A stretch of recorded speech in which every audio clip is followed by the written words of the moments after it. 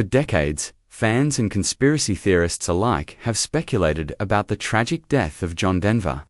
The beloved American singer-songwriter, known for hits like Take Me Home, Country Roads, and Annie's Song. Officially, Denver died in a plane crash on October 12, 1997, when his experimental aircraft plunged into the Pacific Ocean off the coast of California.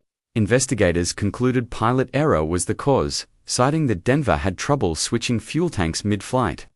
But recent revelations have reopened the case, and the new findings suggest that the story might have been more complex and more disturbing than originally believed. In a bombshell investigative report released this year by independent aviation experts and a former NTSB consultant, new evidence has surfaced suggesting that the crash may not have been accidental at all. Declassified documents, pilot logs, and maintenance records reveal that Denver had voiced serious concerns about the safety of his aircraft in the weeks leading up to his death. He had even postponed several flights due to mechanical issues and had reportedly been in a legal dispute with the aircraft's previous owner regarding hidden defects. According to newly released transcripts from his mechanic, Denver had discussed installing a different fuel tank switch system but never got the chance. What's more, leaked correspondence between Denver and his legal team suggests he believed he was being followed and that someone had tampered with his aircraft. These suspicions were never investigated.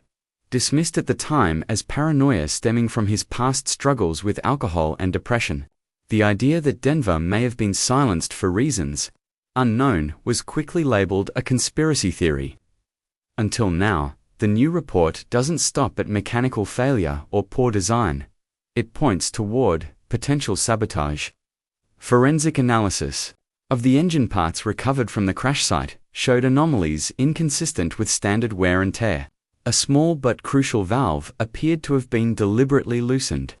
This, experts say, would not have caused the plane to crash immediately, but could have made it virtually impossible to stay airborne once the fuel tank switch failed.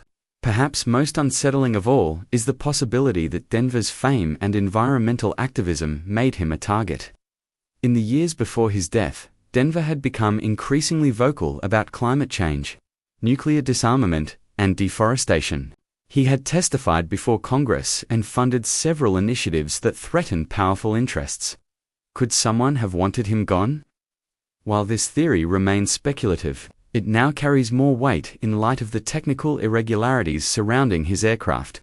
The FBI has yet to comment on the renewed interest in the case, and the NTSB has stood by its original ruling. But Denver's family has called for a formal reopening of the investigation, citing the new evidence as compelling and potentially criminal in nature. "We deserve to know the full truth," said one family member in a public statement. John was more than a musician. He was a father, a friend, and a fierce advocate for the planet. If something more sinister happened that day, it shouldn't be buried with him. Whether the crash was due to negligence, sabotage, or something darker, the image of Denver as a carefree folk singer flying into the sunset no longer fits.